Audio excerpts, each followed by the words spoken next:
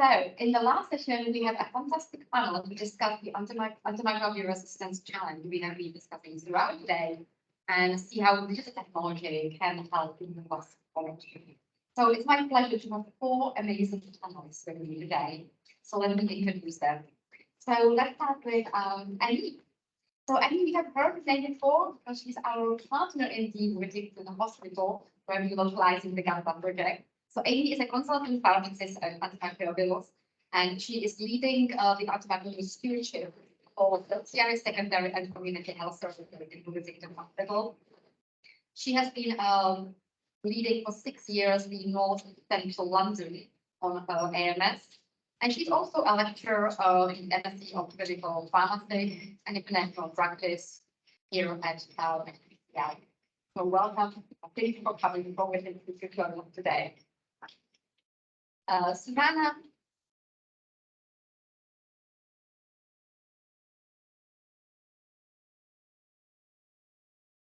Susanna was involved in the gas project a couple of years ago when she worked here at the dPHE in London. She's in Germany, where she is now working as an infection control in the public health agency, Gesundheitsamt in Nuremberg, Germany, and she's also a senior clinical lead with us at dPHE.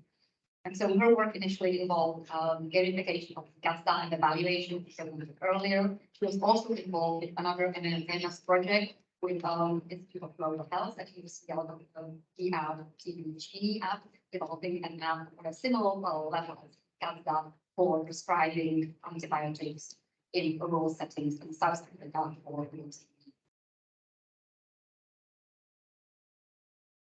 And I'm delighted to have Lucy with us, who is an epidemiologist with background in microbiology.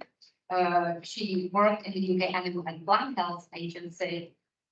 She is specifically looking at AMA and bovine tuberculosis. She is now working in the RBC, and she's looking into how molecular epidemiology and antimicrobial resistance using One Health approaches. We'll hear all about One Health coming together to solve the after people in animal production and work for growing place emergence and specifically in a rural and European government settings. And you have heard from Emma already. So she is a graduate PhD student here at the dPHE, looking at the perceptions of COVID in the continent. And she's also an experienced consultant and a lecturer in global health, looking into health environment interface, the challenges of antimicrobial resistance, and other health policies. And she's specifically looking at research against rural and European settings. So welcome everyone to join us. And let's start with each one of you giving us what you think is the main challenge, the main priority to address this growing antibiotic resistance problem from your perspective. So we have an NHS person, we have a public health person working in European settings, we have someone from One Health agenda and MRO policy and global health settings in food. Where we see the main challenge is that we can address technology and basis. So shall we start with you?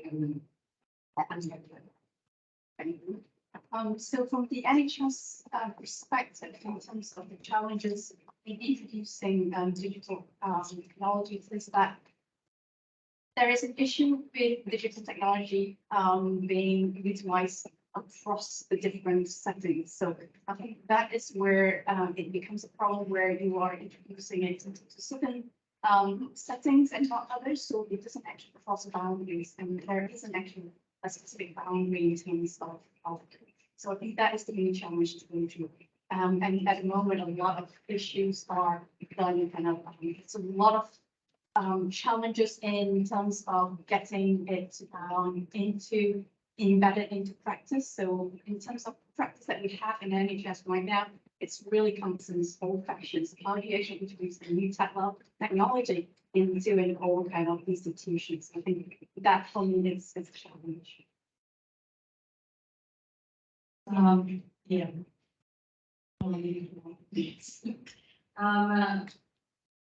So from the German perspective, one of the biggest issues is the utilization of So having having bacteria antimicrobial resistant coming to the lab, it's not automatically sent to an agency or like a place where it's collected, where it gets evaluated, and it doesn't get fed back to the doctors. And so that is one issue, and the other issue having a national antimicrobial stewardship guidelines. So like antibiotic guidelines, regulated what there are local ones, but there's no overarching guideline internally, and so that's another issue which needs to be resistance.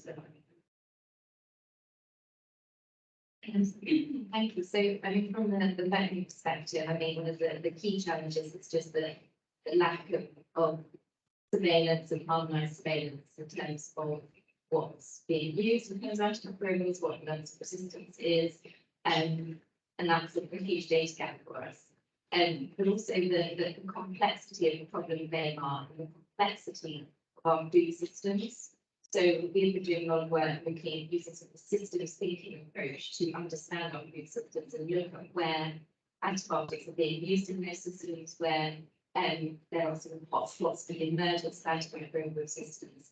And these systems are so complicated with so many different stakeholders, and it's really important that we understand how they're working, we understand how stakeholders are engaged, and what roles they play, and when there's a real need to sort of incorporate them into the design of interventions so that there is some ownership over these interventions. Because ultimately, particularly in sort of farming setting, these are the people that are going to be implemented.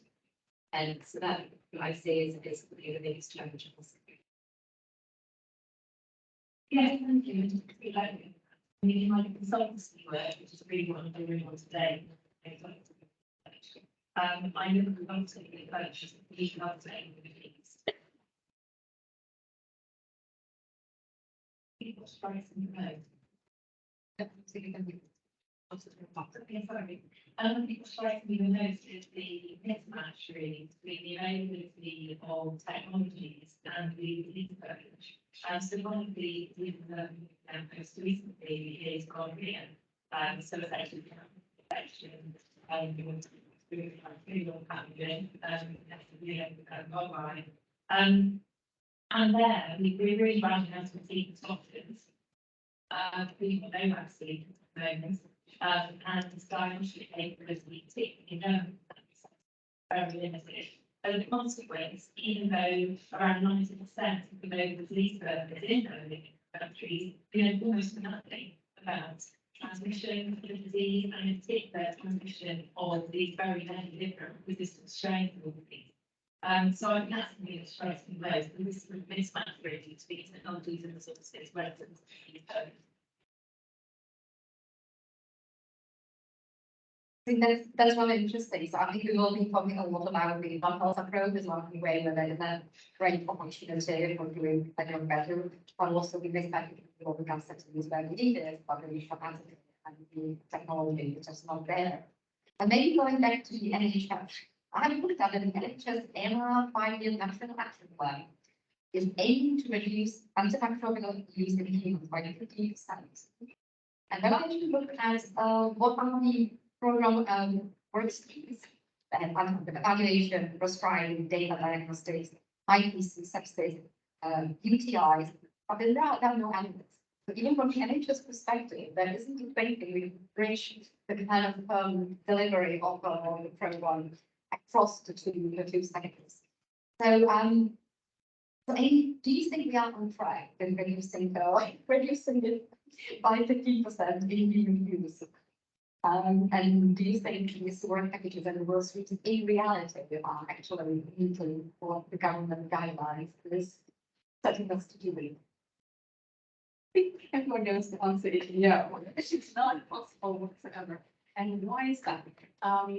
It's because we are already finding ourselves using more antibiotics to be able to treat the infection. So we're using higher doses. So that itself already includes that we're not going to achieve the target. So the way it works with NHS, we have something called a CPIN target. So all hospitals have a target to achieve that reduction. And if we don't achieve that reduction, we get penalized financially. And we all know we are going to be penalized because it's just impossible to use less antibiotics in terms of consumption. So it's all about how do you use it efficiently in terms of appropriateness of use. So is it really that bad to use a high dose antibiotics to treat an infection appropriately? The main thing is that infection is treated effectively. And so that's for us, it's what should be the priority. So this is all in terms of negotiating what should we do. So rather than saying a blanket standard, this is what we need to do. That is where we are all heading towards. So just following up on this, one of the research papers looking at the effectiveness of digital interventions to address antiviral students have actually discovered that the change in the cost is one significant lead. And the change according to the systematic review has demonstrated that between 8.12 to 69% cost in antibiotics have been saved according to study reports in the US, mostly in the clinical settings. So this sounds like a great opportunity to sell it to the hospitals and the charge of the prescription and also the policymakers. So do you think the cost coupled with the use of more effective digital interventions for stewardship could be the driving factor for the get us back on track with the target? Yeah, so there is something to be said about the digital decision support tools. So on one hand, we're saying we're using a lot of antibiotics appropriately, but on the other hand, are we actually using it appropriately? And what we do know is that there are lots of local agency staff that you have in a hospital, and what we're really struggling is for them to be using the right kind of guidance and right kind of antibiotics, and that is a huge challenge for a lot of NHS trusts. So different trusts have different kind of innovation. And the issue is that some trusts are still using paper drop charts, the traditional paper drop charts, and there are ones which are using electronic prescribing systems. And that you can see inconsistency in that. Even for hospitals like Whittington, which we do have an electronic prescribing system, it is still free for all. You can actually prescribe whatever you want. Even though we have set kind of protocols, for example, not everyone uses that. So there is something to be said about technologies and how we can utilize technology to help receiving support tools for that. So in terms of cost-wise, cost of antibiotics are changing all the time. It depends on the situation that we are in. So I can say for certain, with Brexit and with all the pandemic, the COVID pandemic that's happened, it does affect our supply chain. And when it applies, it affects the supply chain, it will affect more money to be able to get to the drug that we need. So simple things like penicillins, they struggle with that sometimes. It all comes down to trying to get the supply into the hospital, into the country, and that depends on where you get it from, it can be more expensive or less expensive. So if you find this moment of the solution, just develop some fantastic about project for the NHS and save money as well as other antibiotics. So going back to the One Health approach, so it was really surprising that the UK national government strategic plan, there is no mention of kind of linking it up with the veterinary sector and actually achieve the One Health agenda. Because without the sector working together, we're not gonna progress. I also looked up the systematic review looking at One Health digital solutions, and actually there was none. So 27 studies were evaluated. Again, it goes back to public data, so maybe some studies are in the very literature, some published, peer-reviewed journal, but still out of 27 studies, we think that from prescribing or directing data capture systems, none of them can integrate information from kind of One Health approach, idea that we need to environment, the animal, and the so that's disappointing, and I'm sure we can do better. So, so Lucy, what is your take? How would you kind of tackle this problem? Because it's the policy is there, the idea is there, but we absolutely not moving forward in this area. Yeah, I think that there's a really good opportunity there because something that we're particularly good at in the veterinary sector is the electronic recording. And, veterinary clinics are run as business, everything is electronic, farmers are getting a lot better at electronic recording, and that's because of a drive in sort of precision farming, so they're collecting a lot more data these days.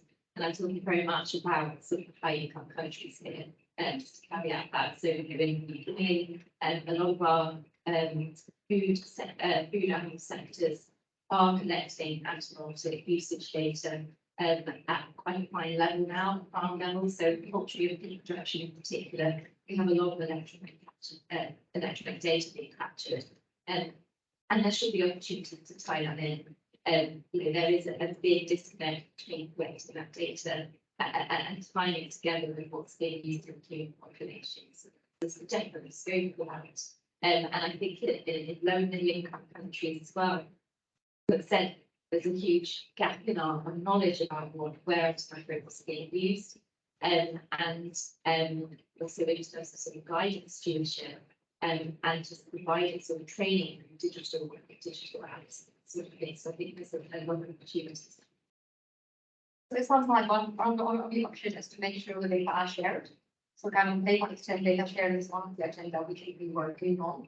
Doesn't necessarily change the way we can do the surveillance, so just going to make sure they have shared the action. So where are we on this journey? I mean,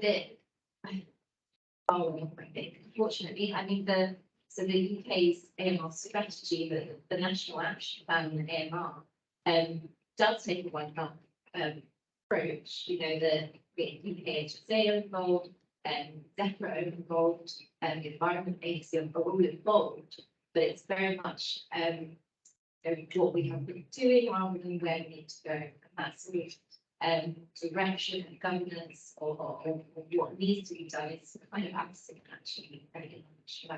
So how do we push that forward? I don't know the answer to that, but it definitely needs to be done.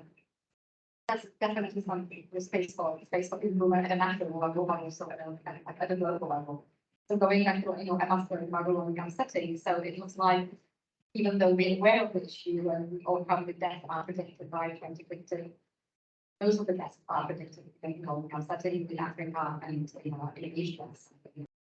And obviously these other countries which obviously haven't got good stewardship in place and haven't got monitoring and surveillance in place. So they are affected basically in all different ways. So how would you, from your experience, overcoming the north issues and just actually looking at there is a need, there is a technology which actually is quite inexpensive in terms of the implementation cost of the intervention. Very scalable, you can scale up the country to fund the translated in the slides, those localized to important settings are. How do you see the technology actually solving for settings? So are you moving us in the direction of following the roadmap? Yeah, it's very difficult, because it really does depend from these two things, in terms of the options that you have. Therapeutically, as I said earlier, we're all about therapeutic options. And actually, one of the reasons why for prescribing behaviour might happen is simply because drugs aren't there, patients need access to them. So it can be a lack of antibiotic availability that drives sort of resistance in terms of spreading. As much as it is, access to it, the use of antibiotics. So I think the decision support tools are not necessarily straightforward in the face of that kind of challenge. And I think, there are other challenges as access to technologies. Yes, in terms of our Africa, mobile connectivity has really seen massive uptake in recent decades, but still only about 50% of the population with access to any kind of mobile device. Only half of those are smartphones. 5G coverage anticipated to be around 4% by 2025. You mentioned earlier, the prospect potentially of people having tens or even more decision support apps on their smartphone if they have access to it. So it could become technologically and sort of practically quite overwhelming. So I think we need to be quite judicious really and tailor tools to context to reflect those different needs and realities. That's absolutely true. One of the other part which is part of the agenda is that novel antibiotics are starting to be used in the North Hemisphere and are not available for years in the Southern Hemisphere, in the global South. And more equitable sharing of antibiotics is also part of the thing. No readily did, and we have allowed them to use the antibiotics, or the cost is prohibited, etc. And this is also something which is really a policy question or an investment question for the chief funding countries. Yeah, it's also about the growing ideas and that as well. I think one thing that would really help was whether it's teams developing new therapeutics or new vaccines or new diagnostics, to engage in the research around the clinicians in those country settings, bring from the preclinical stage of their research, so that they get that kind of input in terms of what's needed, what might also be realistically used, and the way it might be used when it gets into the clinical setting. Really the early stage of their research so that it's be designed to meet needs, meet the realities. I have a comment with regards to yes, Yeah, I think we should, as you also said, in addition to what we want to address, like the diagnostics between non-diagnostic material, we do need to actually check on this investments, and there's nothing we can work with. That needs to be understood first, but we introduce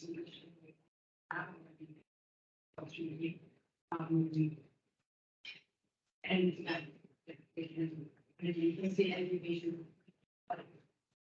Yeah. The education of the student normally covers the two pillars. It covers the professionals and the public. We discussed it today that this which is allowed in the country of antibiotics even in the UK. It's a little bit surprising. I would say disappointing to be or to be correct. So what is your take on the decision? Do you think it's gonna, essentially make the situation worse? Anyone can comment? So I guess it affects pharmacy quite a bit, and I'm pharmacist. I can see the bias in there, but in terms of what the way it's going to be implemented, it won't be as simple as this is antibiotics and you're going to be able to give it out for any patients that you want. It will have to be very clear cut criteria, eligibility and safety side of things. So all are involved in this to be trained, obviously, and it has to be there must be a way in terms of governance and in terms of stewardship. So data collection is obviously important leaders. So I think that is what will come and it will be as straightforward as it would like it to be. But it's really important to have that in place. That's what I'll take with you in terms of how it implements it. I think one of the most important things is to be like, if they come, so if not everybody for the non-profit promises, and we can take them to really gather information and data on the compliance and see that it makes sense to the talking from under it. Showing, like, we know that persons can develop this, we need to see is this safe. I think it seems to me like it's shifting the decision which previously sit with our clinicians or GPs to prescribe, but it's not shifting into pharmacists. And it's still not solving the third one. And yet, even if there are criteria and procedures and policies, we see how poor that would become on the clinical and GP side. It's not going to be much easier for pharmacists who have even less than those 8 years GPs that have got the leverage in the NHS. So it's going to, I think, pollute the program even beyond the current scale. So yeah. So any other comments on this, or obviously we have to express our discomfort with this session? I think this my infection really is just to be described. We deliberately separated the role of estimate of the diagnosis of prescribing from the role. We've done that deliberately to try and basically the specialism, that knowledge, but also to have that agency to check them out. So this is actually quite an exciting shift. It sounds like a common thing, but actually it's quite a clear thing in terms of the information that goes wrong through that. Well, going back to the appropriate stewardship, I think one of the kind of key driver in all this debate is stewardship. So yes, we have guidelines, and ignoring the fact about the decision to shift from the prescription responsibility to the pharmacist in the UK, we still are nowhere near implementing these guidelines at the point of care, with everyone trying to address them. So where do you think that is the best opportunity to actually translate the knowledge we have to deploy good care and include the actual decisions in both sectors, the veterinary and the clinical centers? More audit, more data collection, more decision support apps, what will help trigger the right decisions?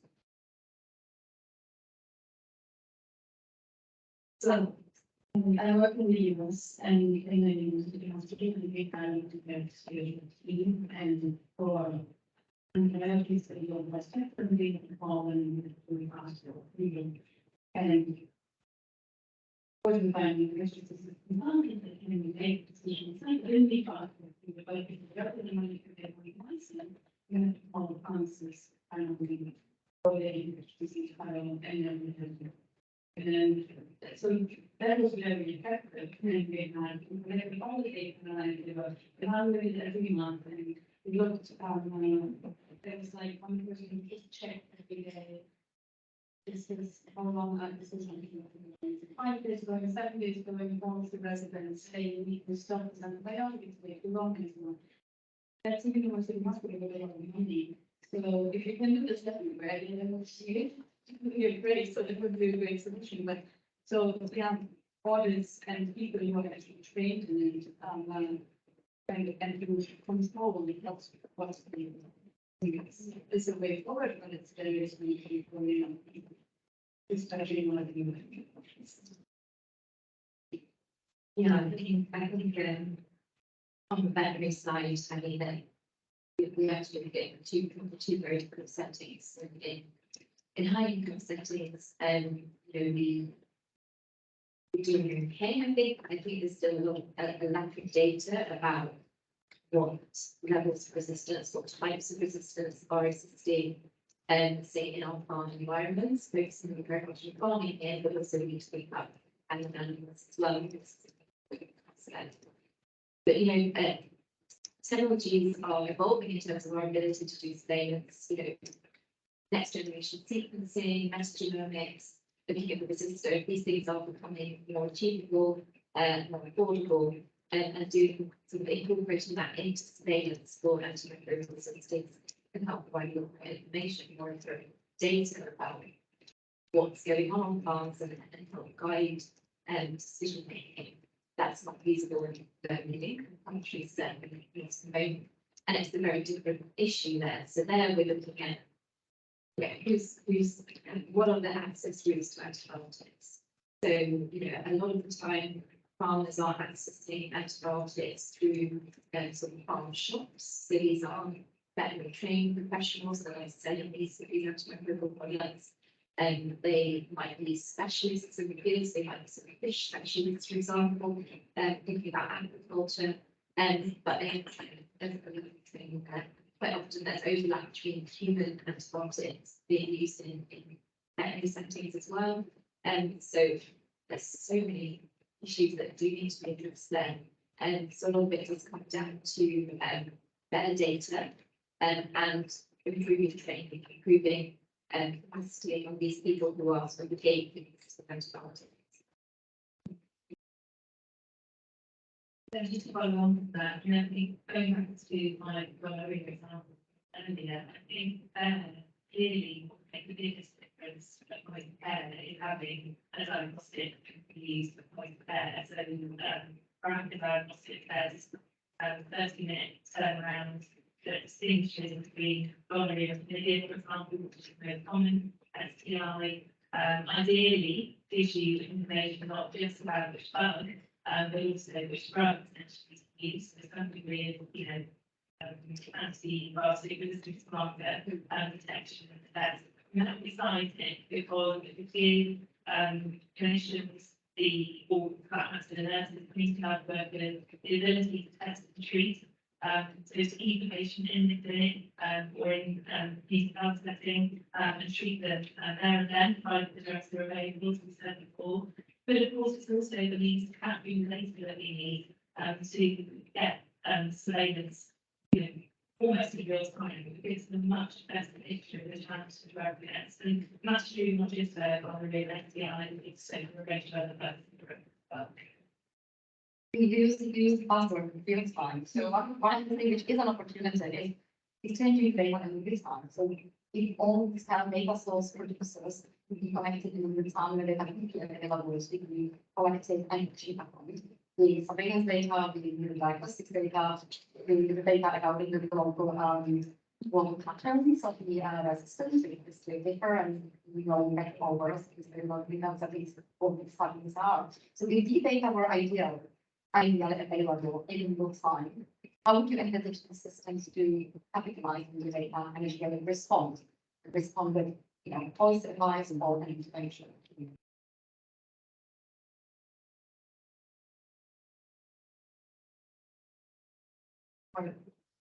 I think that would be really ideal because at the moment in terms of in NHS, what we do have and what we do have. So what we do have right now is a data set of antibiotic usage. So you can actually see a trend quite quickly with pregnancy. And where do you get that data set from?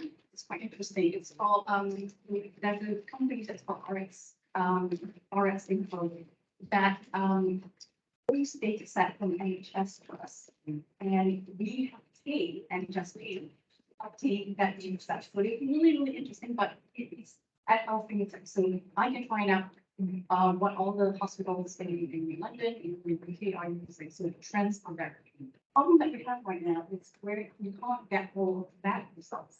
That is not something that is easily obtainable. That is your trust, we have results and it's very, very localized. So I can't really easily find out what UCL is doing, what is Richardson doing, what Walton is doing in terms of the population, the type of patients coming through and where the system is coming to. How does it differ in terms of our usage? So I'm using less of this broad-spectrum antibiotics. Why is that the case compared to UCL in Walton? So we do have MCL-wide networks where we would have to go back to our trust to get those information and then compare it. It's not the most ideal way. So having a way which you can actually pull the data sets from the lab results, I mean, the system happens to be that would be.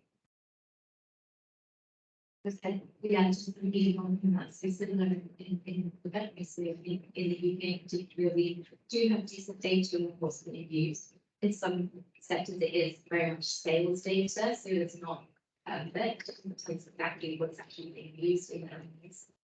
But we have a good idea. What we don't have is a good idea of the resistance level and the bad data. And we have national surveillance systems, we feed into EU surveillance monitoring, but the number of isolates that are very small. It's usually a small term, like say one isolate per batch of animals going through, it's very low. And so improving the information that we have about resistance to the level that data on usage would be crucial. Well, I think it's an area where the combination of health technology, particularly management care, because we talk about helping with different technology to be really functional to achieve. And so happy there are people researching and developing kinds of point care diagnostics that I was describing earlier. And quite often they're also developing apps that sit alongside those diagnostics to support people trying to interpret the results of the test. So you're gathering quite a lot of data that can be used by the clinician in that clinical setting. but also potentially it can be used at facility level and potentially it can be transferred through national practice laboratories, Ministry of Health, influence of policies, national treatment guidelines, dental licenses, etc. So it could be start as something quite significant in terms of data capture, sharing and use. I think the main caveat around that also the issues around patients' confidentiality, particularly for SDRs, because the additional stigma and concerns around the privacy of their well-being. So we do have to make sure the safeguards are built in when we're capturing patient data and sharing that with those who might have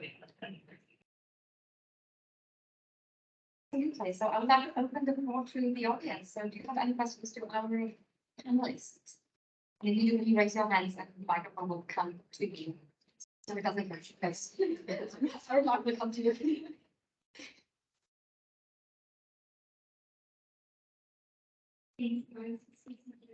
Interesting discussion as well. Yeah. Well, so one question, I'm hearing a lot of talk about interventions that are aimed at different stakeholders. And for some of these systems-based challenges, a major stakeholder that was really pushing on board is engagement with the public. For example, climate change really the advocacy, public advocacy on climate change really started pushing the conversation in this rate at which we were making the changes. So I'm wondering if you think that there's space for public advocacy or assistance fighting this challenge, and if yes, as examples of that, if no, why is this challenge not plug in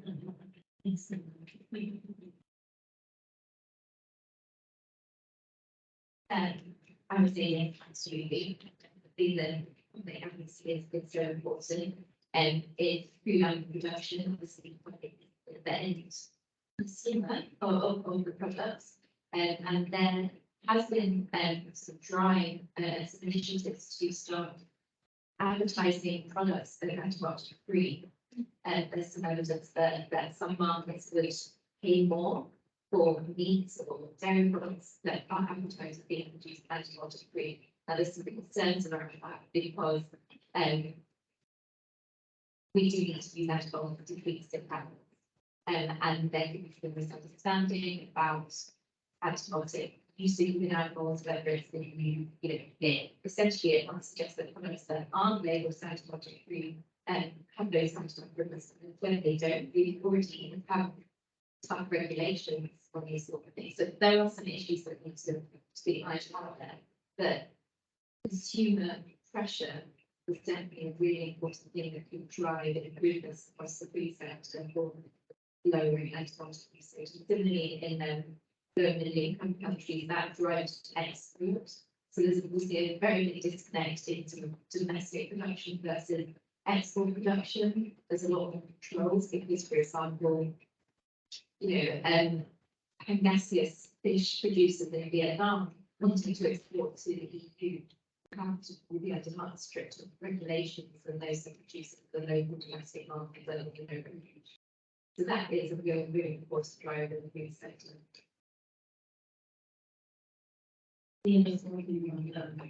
Non-food sector, which I think there's little conviction of people that like if you say that on an antibiotic and it's like I'm not sick and then it's time to non-antibiotic being antibiotic they don't allow antibiotic to be safe.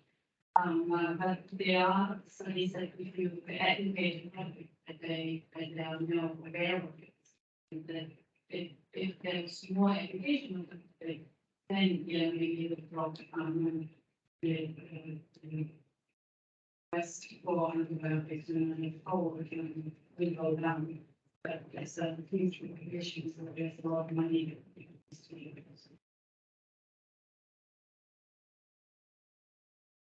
Actually, I'd say that that's actually true in terms of if you look at GPs, if you go to a GP, and or a pharmacy and you have you think you have an infection, that's a fruit, and if you need for things now, I'm not thinking about it. My expectation is I'm walking away with something. I'm walking away with a treatment. So if you were to actually go away to say, you know, you are not having any treatment, is going away without any treatment at all, get some paracetamol, it is quite disappointing for people, and that doesn't really go well with your relationship with the GPs, for example. On the other hand, it is difficult in terms of getting the kind of education that you need to undertake for members of the public. You have to have the right kind of conversation. But at the end of the day, the expectation is always be there. So the question would be, how do we get the trained clinicians to make that discussion and that conversation with the patient? And I think that I was in another conference where they were looking at our virtual realities in terms of how to put the between doctors in this kind of situation and the kind of conversation we can have to maintain. And that was really kind of interesting. I'm not too sure how far we are in terms of implementing and embedding this VR into the clinician and into the doctors kind of clinician that we really interested in. The exciting idea how we can have more technology and try to bring it in VR. So, and you know, maybe really illustrate how we post antibiotics won't apply or anything. Just kind of getting sick and target and treatment. So I think kind of portraying this scenario to members of the public and going back to the original question actually would be something which can change people's perception. And like those of you who were attending this conference last year, we were discussing digital One Health agenda. One of the panelists mentioned actually the role of Greta Thunberg in the kind of global warming agenda has been dramatic. How many people, especially our generation, suddenly see the climate change as the priority issue. So the perception could be changed through, you know, VR, through maybe some additional educational programs, or maybe getting some champions to see this is something we as a human kind to address. Also kind of contribute. People not want to do antibiotics for every problem and so forth. But it's a long way to go, and as we said, like definitely will be some money or some great control antibiotics to move the debate and the conversation. I just want to place in a big question lots of things, I think education is issue, not just around the use of antibiotics, like you said. The most effective thing you can do is stop the evidence of antibiotic in the broadest time is prevention of disease transmission and therapy. So something to do about this, because that during COVID-19 pandemic, radio and washing. So, for example, those kinds of things that should be maintained. You know, you can prevent many of the 82 million cases of gonorrhea worldwide. That's not 82 million. It's more than that worldwide every year. They have people eating condoms, don't have sex, particularly with partners that they don't know very well. You know, there are lots of things that we can do to change our behaviours and prevent transmission of disease, and that would make a big dent actually this kind of thing. Excellent. Any other questions from the audience?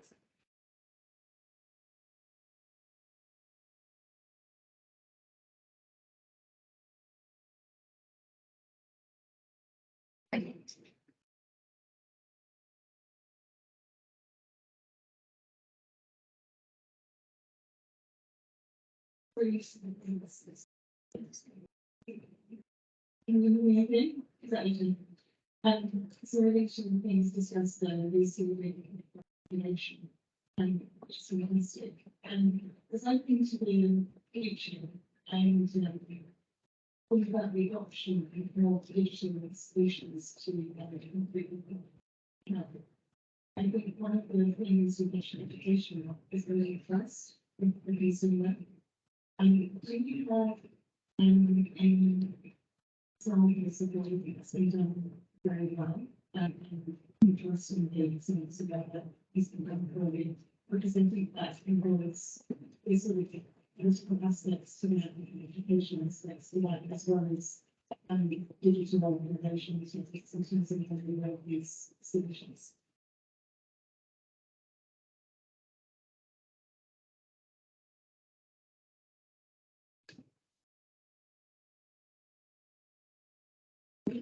really excitement, there's an example of having built that trust with the consumer to improve the situation.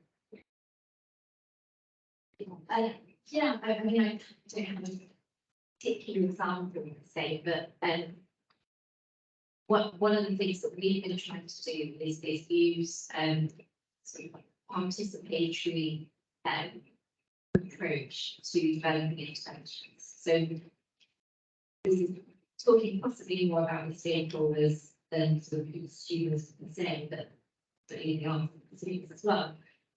But these sorts of approaches have been so critical because, as I said at the start, AMR is such a complex problem, and it's the sort of setting that I'm looking at are very complex settings, but also complex. There's always multiple stakeholders. There's always multiple factors driving, influencing antimicrobial usage, antimicrobial resistance. There's lots of barriers to interventions as well, and you need to use these sort of participatory approaches to really understand what those barriers are.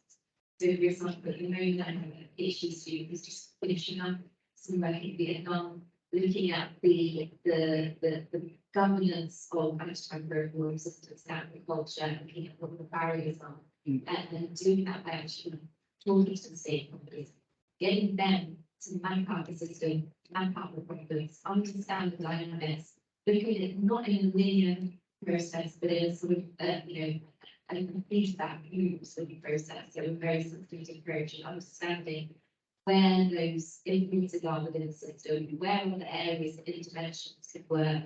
And the beauty of that sort of approach is you bring in all of the different expertise, all of the different levels of understanding at different levels within the system we're looking at. But also you're engaging the people that you need to engage within the ownership of the intervention you want to be trying to. And that's where sort of the trust comes into it, because they understand from the start what they're trying to achieve. They know that it's taking into account all of the difficulties and barriers, we understand their needs, and they're having a role in designing a solution. So when it comes to implementing that solution, you're going to be more successful because those people have that ownership role. Yeah, that's where I think it's really good. Yeah, that's fascinating actually, because I think some of the best practice I've seen that we've learned in developing energy has been very similar. So I think across the team recently that we're working to develop the kind of communicative language that I was speaking about earlier. And what they've done is they've partnered with primary health care setting in the low-income country, and they were developing their technology through iteration with actions with getting feedback from patients as well as from clinicians, and adapting the technology as we went along. Then, whilst they're making changes, getting back to the clinic, getting more input. I thought it was really interesting. It's a very difficult way to develop technology. I think it's really exciting. It's really good example of how to build that kind of trust, but also to get that critical input. So at the end, your product is much more likely to succeed once it gets into the market and and that engine process is really key as well, because sort of these approaches can feed into things like systems like economics, build these systems. You can actually model what the impact of interventions might be, and then you can adapt them. You go back to your participants and you this sort of group model building. You adjust things based on changing. It is very important. Modeling was really interesting. Just wanted to say that they had a project. We also involved the surgeons, and it was also a really process. They reported a business and it changed, and then it was changed, and so it was supposed to be good then. And I think that's why they were participating in a study show. If you involve people, the acceptance is something.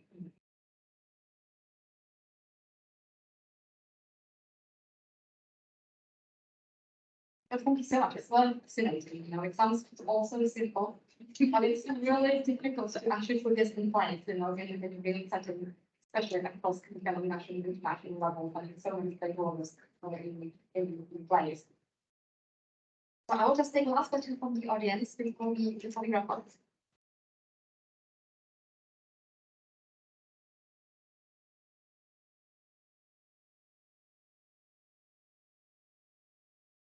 Don't have you to depend solely on the worst case scenario.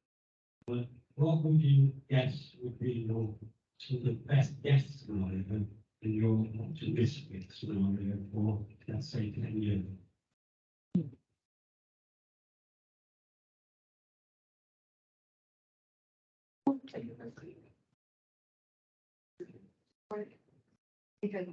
So you mean in terms of assessing or finding antibiotic resistance, right? Or Just prescription? this area. Don't go for the doomsday one. This is that one. But in a sense, what's your best guesses? For instance, will we have got on top of antimicrobial resistance in 10 years? Is that feasible? Is that the best case? What's your most likely view and very likely to be with microbial resistance? And what digital innovation is likely to achieve? Very simple question. I think all of it, but we want to go in just at the moment. I don't think we will be on. I think it's going to get much worse. I think there's still not sufficient awareness among public, there's not sufficient commitment by policymakers and stakeholders. So in comparison to global warming, I think we are maybe 20 years behind. So I don't think in 10 years time we're going to move forward. So that's my two cents about it. What we do know about bacteria is that viruses that they are small organisms. So as soon as we develop a new antibiotic, and not long later we will have resistant around. So it's with any antibiotics that have ever been developed and be marketed, very soon after they're going resistant. So you'll never catch up with them. You'll always be ahead of us. So I think right now there's a lot of development working with phagocytes, so not synthetic drugs, but viruses that actually impact and kill bacteria. So I think that's where we're going towards right now. So that's my thinking. Yeah, I agree. I'll be optimistic, even though I don't know necessarily. But I think there is potential beyond antibiotic treatments for many diseases that we today, and that is a really promising avenue that we can explore. There's also been a lot of capacity built up during COVID-19, predominantly capacity, really expanding the avenues in terms of vaccine, really coming to the hands of people working on diagnostics. So there is potential, definitely, new technologies in those areas. And I think the answer, as I said previously, to tackling antimicrobial resistance is to prevent having to be antimicrobial in the first place. So the more that we can do to prevent disease transmission, the more that you can do to develop new vaccines, roll them out, use apps like the one that Planet's working on to try and encourage people to take those technology, we'll put ourselves in the right track position. Let's be optimistic. Yeah, I'd like to be optimistic as well, and say that, I'd like to see over the next 10 years better integration from one set, particularly in terms of surveillance. So better harmonisation of surveillance across countries, but also between sectors within countries, and improving capacity for that within their own countries as well is so important. Fascinating debate. We can continue talking about antibiotics for volume. However, we have to draw a close. So we've been discussing how important it is to have access to the data, being it consumption data, which we have, at international and national level, but we can do so much better in what we can setting, especially if data are available in real time through automatic systems as opposed to relying on human intervention. Obviously, point of care diagnostics is a massive area where technology can help and some changes that make a big difference to actually what we ultimately just cascade we are seeing all the way around. Obviously, knowing better about our resistance patterns. We don't know where the patterns are. How do we know what to prescribe? So all these data are going to be much better and they are available in real time and accessible to policymakers to get better guidelines, quickly updated guidelines depending on the prescription levels. Right. And of course, once we have once we know what to do, then all these actual decision support systems can kick in, so they can help you to make the right choices. As we discussed, the trust issue and the ownership of the program, I think really needs to be across all stakeholder groups, much bigger, and also within the economics public. And also it's going to cost a lot of money, so at least we can provide the money. I think it goes back to trying to global south or the global north divide, which financially that isn't sufficient, but we can have the money to use global north to do something about it. So that's where we are. So if you have a magical wand and you could have one wish, what would be your decision to invest or develop or your capacity, whatever in this big space, would be the best thing with your magical wand to solve move this program running forward in the next 10 years? And I would ask the panel to contribute with their magical wand answer. What's that? I don't think you know that. So someone has got a magical answer. I don't know if it's Amy or on the spot, unless you have. We use point of care tests. So the quicker we actually make a diagnosis, we know exactly what the next is. If you're already investing in that's fantastic. I prefer the vaccine. Investment in preventive technology. Early prevention, hygiene prevention, and making sure we don't even really Yeah, I would feel like in improving our management, particularly in countries where we've got intensification, that's leading to disease, improving management, so we can prevent disease and possibly. So I think Amanda was going to address all these problems how to solve AMR in the next 10 years. So let's just kind of motivate the donors and the policymakers and get it all on board. So I'd like to thank you so much for our fantastic all-female panel. I think I started with men involved, but they somehow got cancelled. So we had this exciting all-female panel, and I hope you enjoyed the panel debate. It has maybe helped you think about this major problem from a different perspective than what you've known before. And I also hope you enjoyed the whole afternoon celebrating the 5th anniversary of the dPHE event. And I hope you're gonna stay with us in the reception outside.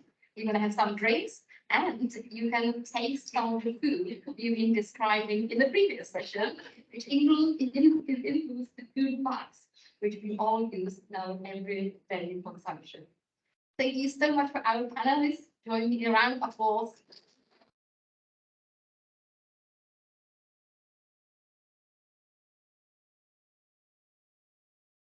Thanks to presenters, Grand Challenges exhibition representatives, and thank you to Aisha and Mum and Sarah for helping, in the backstage to make this event a reality. Thank you, everyone.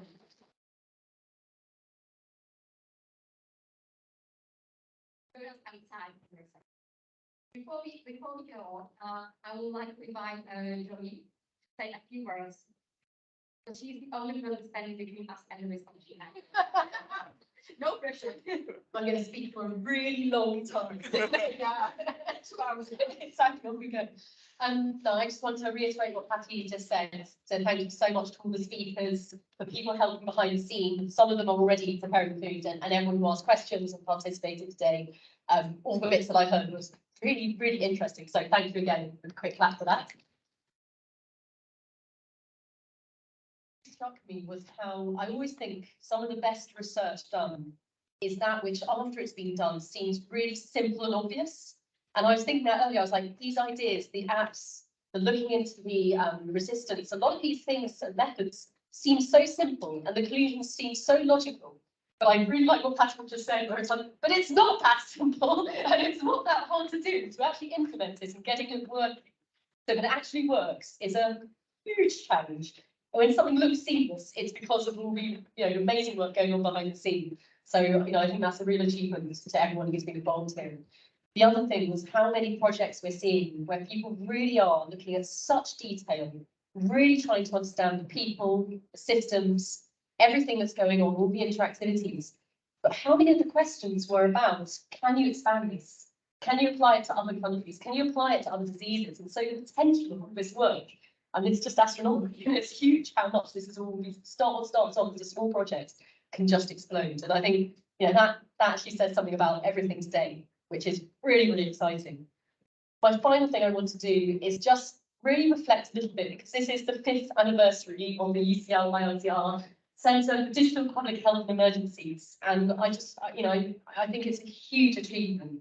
Thank you to everybody in the centre, for all the PhD students who've been trained, but huge thanks and some really special mention to Professor Patty Koskova, who has been director of the centre right from the beginning, set it up, you know, started at nothing, has created it, and the work that's coming out of it is just phenomenal. And it, you know, it's such a core of what we do. If you look at the work here, it's about really top research, excellent, precise research, but with such important applications and meaning for people and making impact. And as you say, let's just get some magic wands and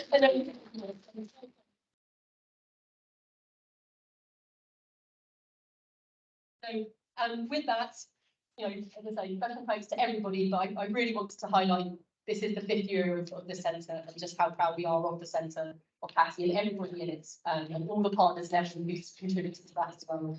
And at that point, I will say, go do your food tasting. So thank you very much.